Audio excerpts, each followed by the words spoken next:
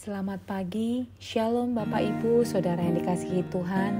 Senang menjumpai Bapak Ibu, Saudara dalam sapaan dan renungan harian GKI Cikarang, di mana tema renungan kita hari ini adalah berdoa dengan rendah hati.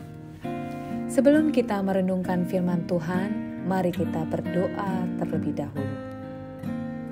Terima kasih Tuhan Yesus untuk hari yang baru yang Engkau berikan kepada kami untuk kami jalani. Terima kasih untuk segala berkat-Mu yang kami alami hingga saat ini. Ya Tuhan, sebentar kami hendak mendengarkan firman-Mu, kiranya Tuhan memampukan kami untuk dapat mendengarkan, memahami dan melaksanakan firman-Mu dalam kehidupan kami. Dalam nama Yesus kami berdoa dan mengucap syukur. Amin. Bapak Ibu Saudara yang dikasihi Tuhan, renungan kita kali ini diambil dari Lukas 18 ayat 9 hingga 14. Namun yang menjadi pusat refleksi kita adalah Lukas 18 ayat 14 yang berbunyi demikian.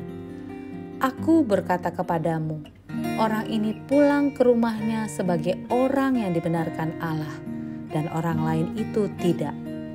Sebab barang siapa meninggikan diri, ia akan direndahkan, dan barang siapa merendahkan diri, ia akan ditinggikan. Bapak Ibu Saudara yang dikasihi Tuhan, doa adalah kesempatan kita bertemu dengan Tuhan. Dengan berdoa kita tidak hanya berbicara dengan Tuhan, tapi kita juga bersyukur memuliakan Tuhan atas segala kelimpahan rahmat dan berkat-Nya yang telah kita alami dan nikmati.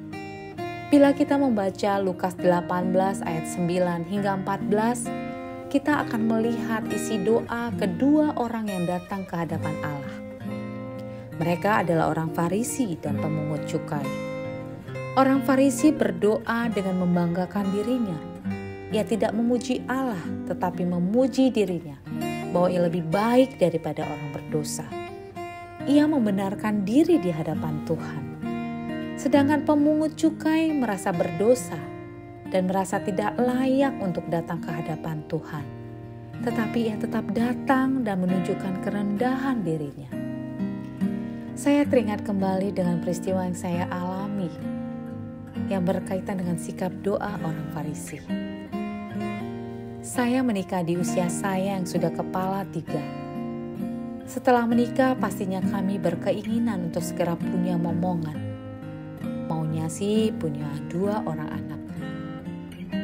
2 bulanan pertama perkawinan kami, saya gelisah mengapa saya belum hamil juga. Kemudian bulan ketiga, masih belum juga hamil. Kekhawatiran pun muncul. Puji Tuhan, saya mendapatkan suami yang luar biasa berusaha untuk memberikan saya kekuatan dan dengan kesabarannya menenangkan saya. Suami berkata, "Sudah, tenanglah, baru 3 bulan." Tetapi saya tetap gelisah. Kenapa ya kok saya belum hamil? Saya berdoa kepada Tuhan dan berkata, "Tuhan, tolonglah berikan kami keturunan.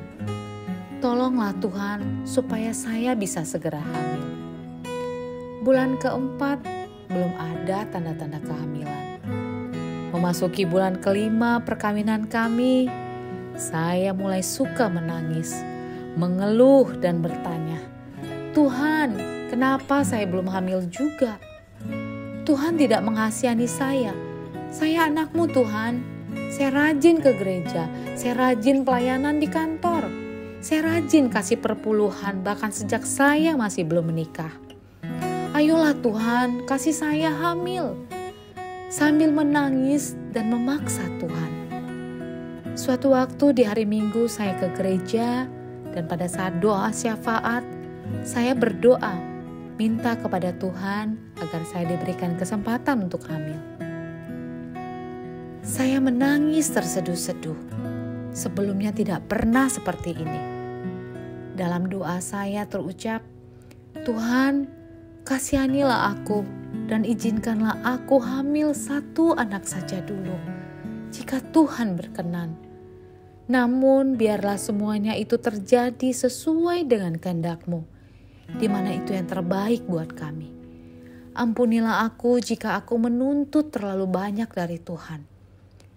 Setelah itu saya merasa ada kelegaan. Di bulan berikutnya saya memutuskan untuk berobat ke dokter kandungan. Kemudian dokter memberikan obat untuk saya dan suami. Sesampainya di rumah saya meminta kepada suami untuk mendoakan obat yang diberikan dokter.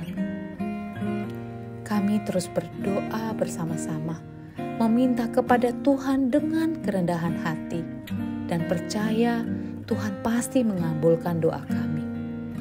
Puji Tuhan, di bulan ke-7 perkawinan kami, saya dinyatakan hamil dan saya dipercayakan Tuhan untuk melahirkan seorang putri yang saat ini sudah berusia 21 tahun. Bapak, Ibu, Saudara yang dikasihi Tuhan, terkadang dalam berdoa kita cenderung terjebak dalam kesombongan dan kebanggaan. Kita sering menyampaikan betapa baiknya kita dan betapa besarnya jasa kita di hadapan Tuhan. Seperti orang Farisi yang membanggakan jasa-jasanya di hadapan Tuhan dan merasa lebih baik dari orang lain. Padahal yang Tuhan inginkan adalah agar kita dapat memohon kepadanya dengan kerendahan hati.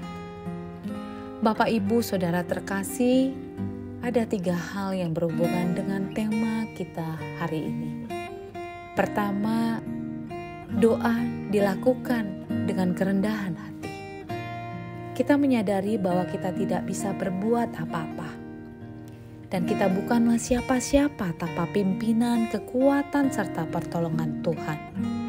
Kita harus mengakui bahwa kita membutuhkan Tuhan dalam setiap aspek kehidupan kita. Hanya Tuhan yang sanggup menolong dan memberikan kelegaan kepada kita.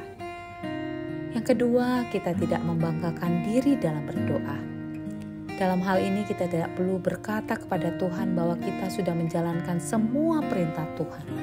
Rajin beribadah, menyisihkan rezeki dan sebagainya yang membuat kita seolah-olah berjasa di hadapan Tuhan. Sebaiknya kita tidak membanggakan diri kita sendiri, karena Tuhan lebih mengerti siapa kita. Tuhan melihat hati kita dan Ia memandang kejujuran lebih berharga daripada pembenaran diri. Jelas disampaikan Tuhan dalam firman-Nya di Lukas 18 ayat 14. Bahwa aku berkata kepadamu, orang ini pulang ke rumahnya sebagai orang yang dibenarkan Allah, dan orang lain itu tidak. Sebab barang siapa meninggikan diri, ia akan direndahkan. Dan barang siapa merendahkan diri, ia akan ditinggikan. Yang ketiga, meneladani kehidupan berdoa dari Yesus Kristus sendiri. Meskipun Yesus adalah anak Allah, Yesus merendahkan dirinya dan berserah. Ketika dia berdoa di Taman Getsemani, dia menyatakan kepatuhannya pada kehendak Bapa Surgawi. Yesus benar-benar rendah hati dalam doanya. Seharusnya kita mengikuti teladan Kristus dalam kehidupan doa kita sehari-hari, sehingga kita pun boleh dibenarkan Tuhan. Bapak, Ibu, Saudara terkasih, renungan firman pada pagi hari ini mengingatkan kita tentang sikap pribadi kita dalam berdoa. Sudahkah kita menyadari seutuhnya bahwa doa kita adalah sebuah permohonan kepada Yang Maha Kuasa, Pencipta langit dan bumi? Sudahkah kita juga menempatkan Tuhan sebagai titik fokus doa kita, bahwa Tuhanlah sebagai sumber pertolongan kita? Marilah kita terus memperbaharui sikap kita dalam berdoa dengan tulus dan dengan penuh kerendahan hati, seperti pemungut cukai dan seperti Yesus. Mari kita berdoa. Ya Tuhan, kasihanilah kami orang yang berdosa ini. Kiranya Engkau mencurahkan belas kasih-Mu kepada kami, agar kami layak di hadapan-Mu. Biarlah kehendak-Mu yang terjadi dalam hidup kami. Di dalam nama Yesus kami berdoa. Amin. Demikianlah renungan kita hari ini. Semoga firman Tuhan ini dapat menyemangati kita untuk melakukan aktivitas kita. Jangan lupa bagikan renungan ini kepada saudara-saudari kita yang lain. Tuhan Yesus memberkati.